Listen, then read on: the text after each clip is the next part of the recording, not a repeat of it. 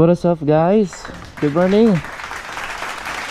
Today na magpapalit tayo ng exhaust. Papalitan natin to. So papakat delete natin, tapos papalitan natin ng AC project. So guys, papalit natin 60mm. No? Guwapo, no? Aftermarket lang to. Medyo budget meal pa lang kayo, pwede kayo mag aftermarket. Teka, dari susutan ko lang na yung Misis. Sana all. Masikip ba? Hindi naman masarap kasi.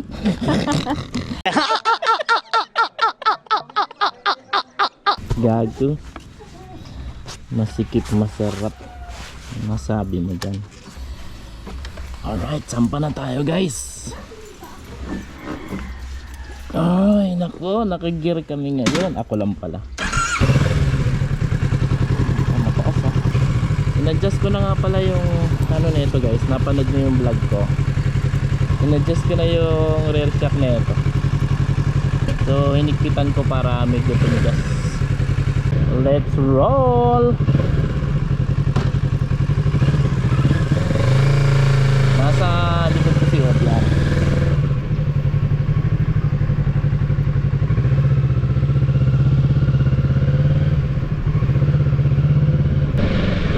So naka-traction mode 1 lang tayo. Naninibago ako, no? Yung kanyang rear brake is malalim, galing sa foot. Ay, nakalaya na ang ating Z650. Ang tagal din, dahil namatay yung ORCR natin. Ako, eksaktong 1 buwan talaga. Ang ingay ng hangin ang naririnig ko, hindi yung tambutso ko. Galing sa lower CC, no? Umakyat tayo ng Z650 650cc. Dito na tayo kakanan. Sana ma-priority tayo ngayon, dahil nung unang punta natin ay tayo ay wow, hindi naman, hindi na niya nagawa dahil hapon. Sana hopefully ngayon ay magawa niya.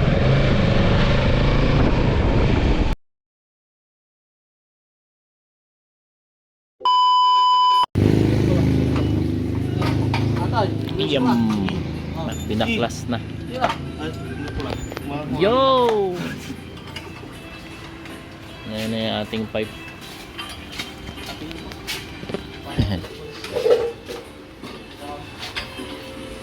Paano nga boss kung ilang kilo ta? Kulang 10 kilo rin. Din ano? Nasa 10 kilo rin. Ano na lang ang magagamit dyan? Dito na lang sir. Dito ang cutting. Dito putol natin. Dito. Yeah. Ayan, kinakating na siya. Kaya natin nagsura pag walang ano. Ayan o. Oh, ayan. Ayan yung loob niya. Bigat din ha. Basta 10 kilo rin ito mahigit.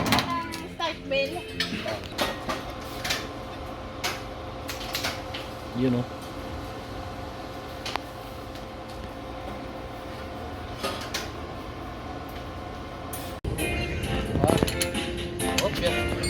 Yan, sinusukatan. Ano yung mahuli ilalagay yung tubo sa gitna? Mauna yung sinalpak yung canister Para maano yung alignment. para maano yung alignment niya. So mahuli yung tubo. Yan. Tapos na siya i-buffing, assemble, sasalpak na lang. Salpak na rin.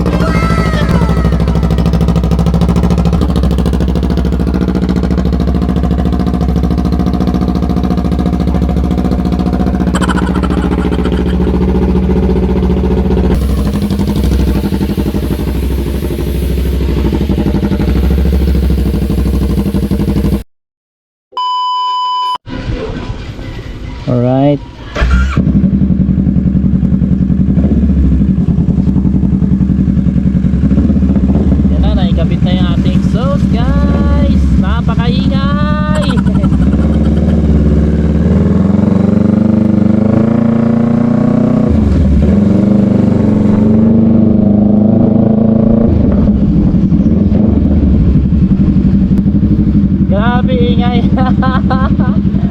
Walang didikiler ang puta.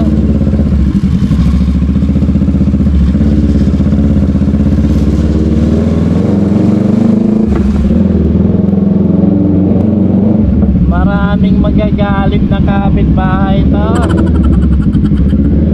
Grabe ka si Project. Ganyan ka pala kahalimaw.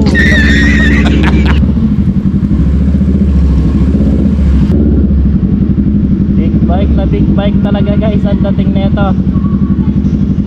Talagang eto na yung mga maiingay na big bike.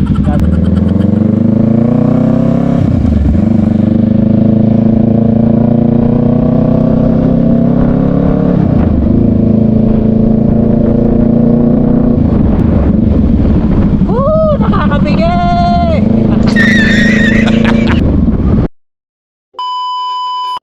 So sa akin kasi guys, may kwento ko lang, no. Lahat ng motor ko from lower CC galing doon sa W175 at Sniper 155, nilagyan ko yung talagang open muffler. Bakit? Kasi ang advantage kasi noon, dinig ka no, malayo ka pa, dinig ka na nung sasabayan mo. So maaalarma na sila kung nasaan, nasa kaliwa ka o nasa kanan. Masarap pakinggan. Pag nasanay ka kasi na maingay ang motor mo,